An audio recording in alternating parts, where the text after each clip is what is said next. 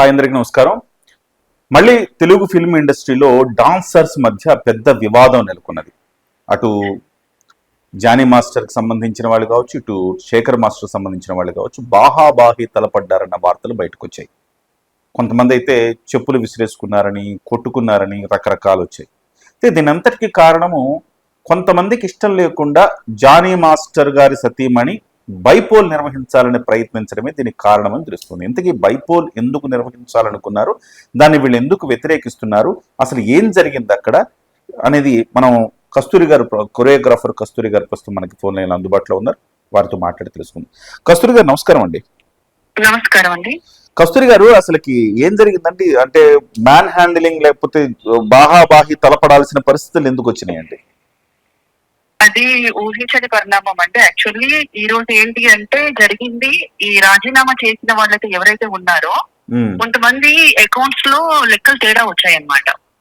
Accounts మా union సంబంధించిన accounts లో తేడా వచ్చిందని చెప్పేసి ఈ అమ్మాయి ఆధారాలతో సహా బయట పెట్టినందుకు మా జనరల్ బాడీ మీటింగ్ లో కొంచెం డిస్కషన్ జరిగిన తర్వాత వాళ్ళు రాజీనామా చేశారు.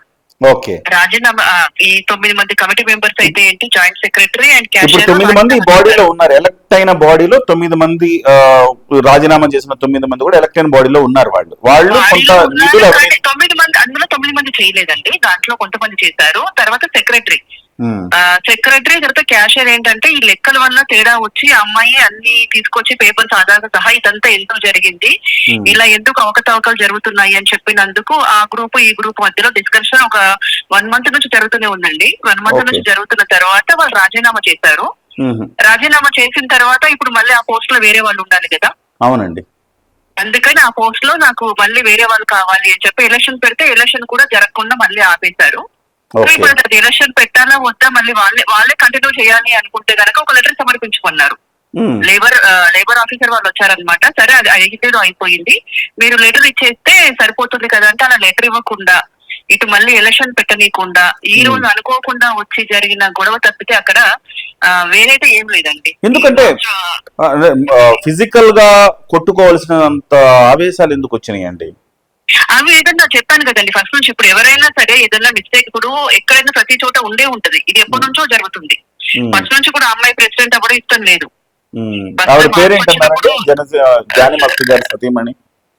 సుమలత గారు ఎస్ అండి, చెప్పండి. అవునండి, సుమలత గారు ప్రెసిడెంట్ అవ్వడం అనేది చాలా మందికి ఇష్టం లేదు.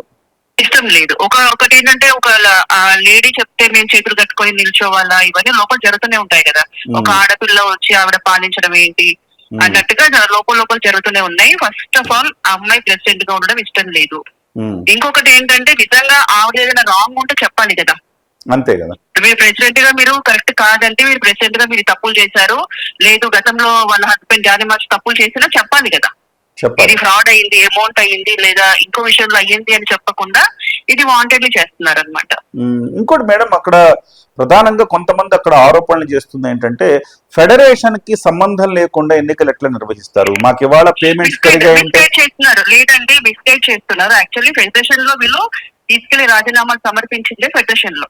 ఓకే, ఇప్పుడు ఇక్కడ వచ్చేది ఏంటి అంటే మాకు అందరికి కూడా లేబర్ ఆఫీస్ ఉంది కదండి. లేబర్ ఆఫీస్ మాకు ఫస్ట్ ఇంపార్టెంట్, ఫెడరేషన్ కి కూడా లేబర్ ఆఫీస్ ఇంపార్టెంట్. వాళ్ళు వచ్చినప్పుడు వాళ్ళు జరుపుకోవచ్చు అని మనకి క్లీన్ షీట్ ఇచ్చిన తర్వాత ఫెడరేషన్ ఎలా అభ్యంతరం చెప్తుంది? అందులో అక్కడ మేము చూపిస్తున్నాం కదండి. అసలు లేబర్ కమిషనర్ గారు మేము అనుమతి ఇవ్వలేదు, ఇది పాత అధికారి పేరుతోటి ఒక పత్రం వాళ్ళే జారీ చేసుకున్నారు, ఇది కూడా ఫోర్జరీ చేశారు అన్న ఆరోపణలు కూడా అవతల వర్గం చేస్తారు.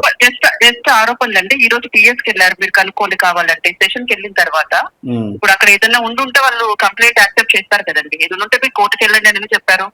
అక్కడ కనబడుతున్నాయి, సాక్ష్యాధారాలతో సహా కనబడుతున్నాయి. ఎవరు ఫ్రాడ్ చేశారు, ఎవరు ఇబ్బంది పెడుతున్నారు, ఎవరు ఏం చేస్తున్నారని కళ్ళకు కట్టినట్టుగా కనబడుతుంటే కూడా ఆ టాపిక్ పక్కన పెట్టేసి ఏవేవో తీసుకొని వచ్చేసి వాంటెడ్లీ జరిగిన గొడవ తప్పితే ఈ రోజు అక్కడ సుబ్రత గారి తప్పేం లేదండి. వాస్తవానికి ఫెడరేషన్ ఒకవేళ అంటే బై ఎలక్షన్ నిర్వహించాలంటే ఫెడరేషన్ అనుమతి ఇవ్వాలా? ఫెడరేషన్ పాత్ర ఎంత ఉంటుంది? ఇప్పుడు ఫెడరేషన్ పాత్ర ఉంటుందండి. ఫెడరేషన్ మా అందరికి కూడా 24 క్రాఫ్ట్స్ కి ఇంపార్టెంటే. కాకపోతే ఏంటంటే ఫెడరేషన్ వాళ్ళకి ఇప్పుడు వీళ్ళందరూ ఇలా రాంగ్ చేస్తున్నారండి, వీళ్ళ వల్ల ఇబ్బంది అవుతుంది, వీళ్ళ వల్ల మిస్యూజ్ అవుతుంది, వీళ్ళ వల్ల ఇలా అవుతుంది అని మీకు సాక్ష్యాధారాలతో చెప్పినప్పుడు వాళ్ళకే సపోర్ట్ చేస్తే ఏం చేస్తారండి? అంటే ఇప్పుడు ఫెడరేషన్ కూడా ఎవరైతే 9 మంది రాజీనామా చేశారో వాళ్ళకే సపోర్ట్ చేస్తున్నారా? అవును అవును. ఇప్పుడు వాళ్ళు మొత్తం తీసేస్తే బాడీ మొత్తం తీసేయండి అంటున్నారు. బాడీ మొత్తం తీసేయాలి అంటే ఎవరైతే తప్పు చేశారో వాళ్ళు శిక్షిస్తారు కానీ మిగతా వాళ్ళని కూడా శిక్షించారు కదా. తీసేసి మళ్ళీ పెడితే మొత్తం ఎలక్షన్ పెట్టండి అంటున్నారు. ఇప్పుడు వాళ్ళు చేసే ఫైట్ ఏంటి, సుమలత కూడా దిగిపోవాలి, సుమలత ప్రెసిడెంట్ గా ఉండకూడదు, మళ్ళీ మొదటి నుంచి ఎలక్షన్ పెట్టుకోవాలి అని. ఇలా తాపతాపకి ఎలక్షన్ పెట్టుకుంటూ పోతే ఎలా? ఎప్పుడు జరుగుతాయి మాకు పనులన్నీ? అంటే ఫెడరేషన్ కూడా న్యాయాన్యాయాలు విచారించి వాస్తవానికి మీరు అన్నట్టుగా ఒక 9 మందిలో కొంతమంది తప్పు చేశారు, వాళ్ళని తీసేస్తే వాళ్ళకి నిరసనగా మిగతా వాళ్ళు కూడా మేము రాజీనామా చేస్తామన్నారు. ఆ రకంగా 9 మంది రాజీనామా చేశారు. ఖచ్చితంగా బాడీలో ఇప్పుడు ఇక్కడ మీరు ఫస్ట్ అందరూ కూడా ఫస్ట్ మెయిన్ పాయింట్ అక్కడ అందరు మిస్ చేస్తున్నారండి. ఇప్పుడు అమ్మాయి ఏమంటుంది, మీరు ఇక్కడ అమౌంట్ లావాదేవీలలో చాలా తేడా వచ్చింది, లక్షలలో తేడా వచ్చింది, ఇది ఎందుకు వచ్చింది అని చెప్తే దానికి ఆన్సర్ ఇస్తే అయిపోతుంది, గొడవ ఉండదు కదండి. అలా కాదు అని చెప్పి ఎవరైతే తప్పులు చేశారో వాళ్ళే కరెక్ట్, వాళ్ళే సపోర్ట్, వాళ్ళకే ఉండాలి, నువ్వు ఉండకూడదు అని అంటే అది వితండవాదం కదా. ఇప్పుడు అమ్మాయి ఇప్పుడు బ్లైండ్ గా ఏమి ఫైట్ చేయట్లేదు కదా. సాక్షాత్ ఫెడరేషన్ కూడా ఇట్లా ఈ లక్షల్లో మీరు అన్నట్టుగా లక్షల్లో లావాదేవీల్లో తేడా వచ్చిందంటే దీనికి ఫండ్ ఉంటుందా అండి? డాన్స్ అసోసియేషన్ ఫండ్ ఉంటుందా? ఆ ఫండ్ మిస్యూజ్ చేశారంటున్నారా? ఆ లెక్కలు తన అమ్మాయి దగ్గర ఉన్నాయండి. కాదు, నేను లెక్కలు అడగట్లేదు మిమ్మల్ని. అంటే దేంట్లో మిస్యూజ్ అయింది అంటే వాళ్ళకి డాన్స్ అసోసియేషన్ కి ఏదైనా ప్రత్యేకంగా ఫండ్ ఉంటుందా? ఆ ఫండ్ ఫండ్స్ లో కాదు. ఫండ్స్ లో అంటే ఫండ్స్ లో ఒక 1 year బ్యాక్ లెక్కలు అంటే మాకు 1 year కి లెక్కలు చూసుకుంటాం అనమాట. మాకు డాన్సర్స్ ఇవ్వాల్సిన పేమెంట్లు ఉంటాయి కదా. వాళ్ళకి ఇవ్వాల్సిన పేమెంట్లలో తేడాలు రావడం అంటే ఇప్పుడు వీళ్ళనడం ఏంటంటే కష్టపడ్డ డాన్సర్ కి పేమెంట్ చెందాలి. ఎవరైతే కష్టపడి డాన్స్ పొద్దున్నకి సాయంత్రం వరకు మోకాలు పగల కొట్టుకుని ఆడుతున్నారో వాళ్ళకి న్యాయంగా డబ్బులు వెళ్ళాలి. ఇప్పుడు కస్తూరిగా నాకు తెలియక అడుగుతున్నాను, ఇప్పుడు ఏదైనా ఒక సినిమాలో ఒక గ్రూప్ డాన్స్ ఉందనుకోండి, ఒక 20 మంది డాన్సర్స్ ని వాళ్ళు సెలెక్ట్ చేసుకున్నారు, నేరుగా పేమెంట్ డాన్సర్స్ కి ఇవ్వరా, త్రూ అసోసియేషన్ ద్వారా ఇస్తారా? అసోసియేషన్ కే అమౌంట్ వస్తుందండి. ప్రోగ్రామ్ ఇన్ఛార్జ్ ఉంటారు. ఇప్పుడు ఎక్కడ సాంగ్ అవుతుంది, ఏ మాస్టర్ సాంగ్ అవుతుంది అని డాన్సర్స్ తెలియదు కదా. ప్రోగ్రామ్ ఇన్ఛార్జ్ ఉంటాడు. ప్రోగ్రామ్ ఇన్ఛార్జ్ ఏంటంటే పలానా మాస్టర్ కి సాంగ్ ఉంది, ఇన్ని రోజులు ఉంటుంది, ఇన్ని డేస్ ఇలా పేమెంట్ అని చెప్పేసి అని ఎవరిది వాళ్ళకి 1 రూపీ కూడా ఆఫర్ అనమాట అసోసియేషన్ నుంచి వెళ్ళిపోతుంది. కానీ ఒక వర్క్ చెప్పడానికి ఇప్పుడు మా దగ్గర నుంచే కదా వాళ్ళకి వర్క్ వెళ్ళేది. సో పేమెంట్స్ ఇక్కడ నుంచి వెళ్ళినప్పుడు ఎవరైతే ప్రోగ్రామ్ ఇన్ఛార్జ్ ఉన్నారో అక్కడ తేడాలు వచ్చాయని ఆ అమ్మాయి పేమెంట్స్ రిసిప్ట్ అన్ని కూడా ముందు పెట్టుకొని మాట్లాడింది. Okay okay okay. సో ఎవరైతే కష్టపడ్డారో వాళ్ళకు రావాల్సిన పేమెంట్స్ రాలేదు.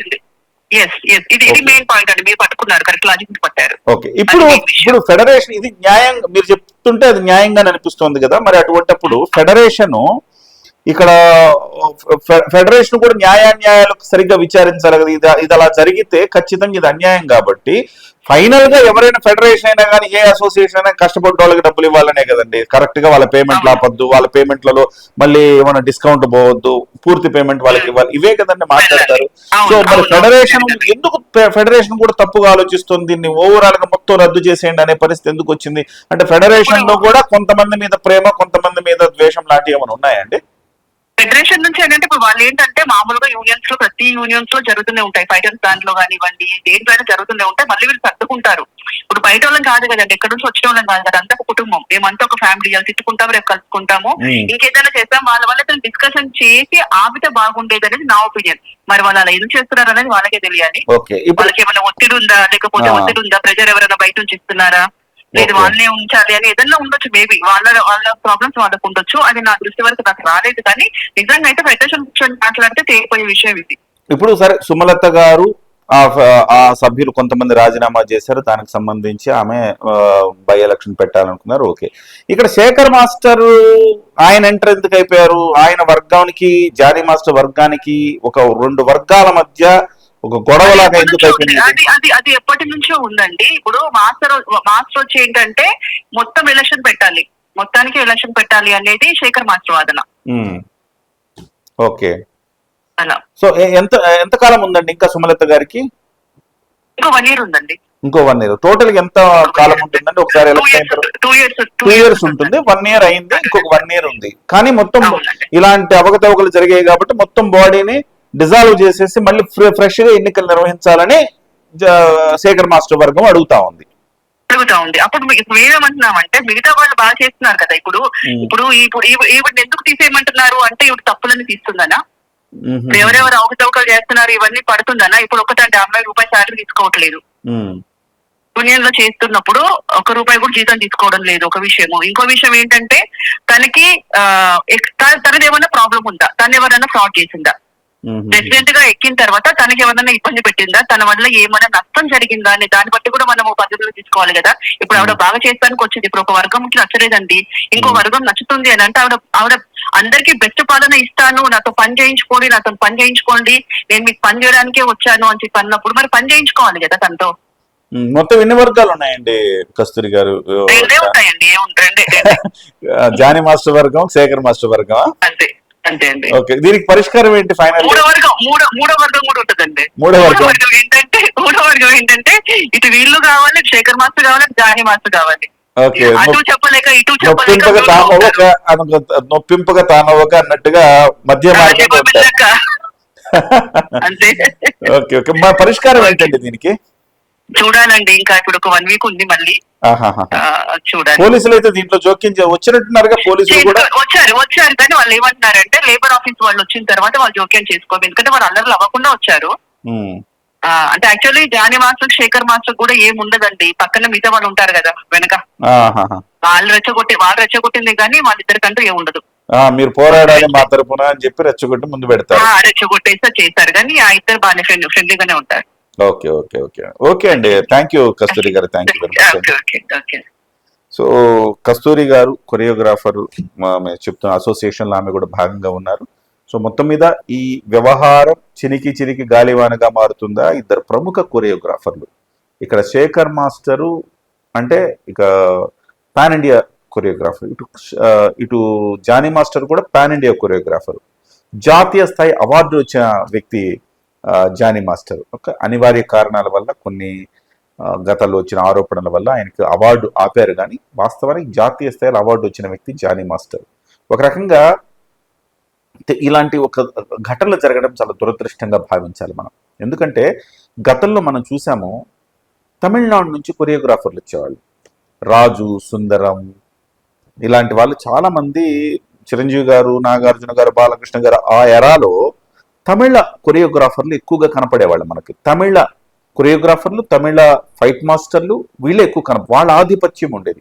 ఇవాళ ఎట్లా తయారైందంటే తెలుగులో ఉండే మాస్టర్లు, తెలుగు మాస్టర్లు పాన్ ఇండియా రేంజ్లో తమ ప్రభావం చూపిస్తూ ఉన్నారు.